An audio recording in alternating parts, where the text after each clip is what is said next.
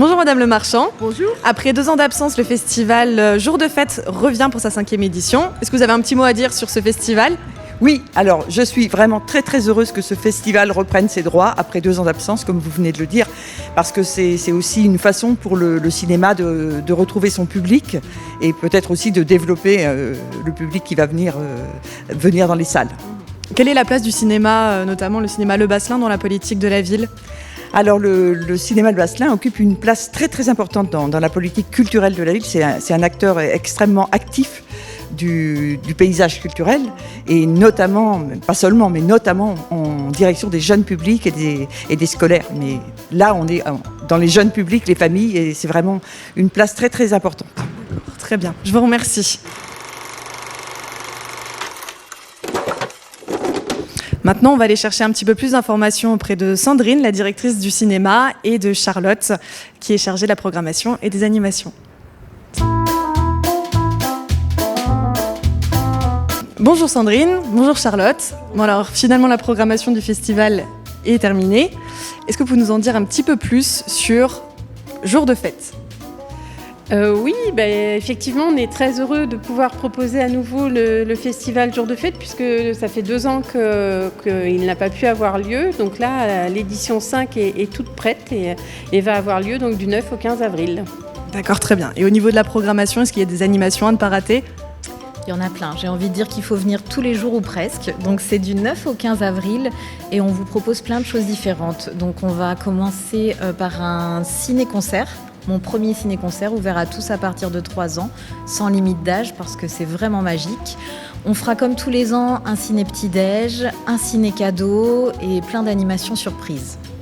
Tout est à retrouver au cinéma directement ?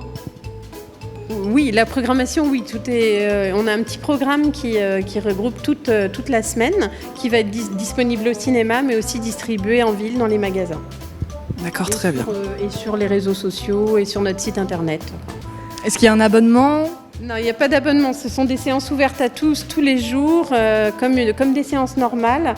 Après, il est conseillé de prendre ses places en avance si jamais vous voulez être sûr d'avoir des places, notamment pour quelques séances comme le Ciné-Étoile sur Thomas Pesquet, puisqu'il va y avoir beaucoup de demandes. Mais voilà, la programmation, les séances vont être en ligne normalement tout début avril. Quelle est l'animation la plus fun à ne pas rater ?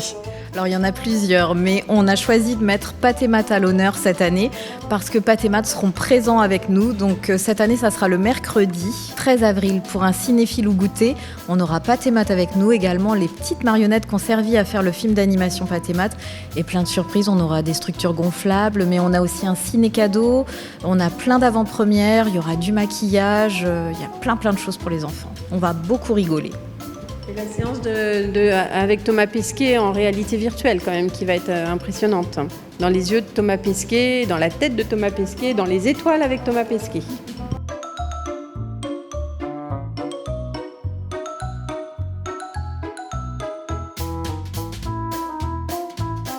Pour clore le festival et pour le finir sur un mode fête et très festif, on va vous proposer les Animaux Fantastiques 3. Donc c'est la sortie nationale et on fait un partenariat avec le magasin Taverne et Donjon. Et du coup, il y aura un ciné-jeu avec des choses à gagner du magasin, mais aussi ils vont animer plein de jeux en rapport avec les Animaux Fantastiques et Harry Potter. Donc les moldus seront bienvenus sans problème. C'est chouette, ça va être une belle programmation. On a hâte d'y être. C'est tout bon.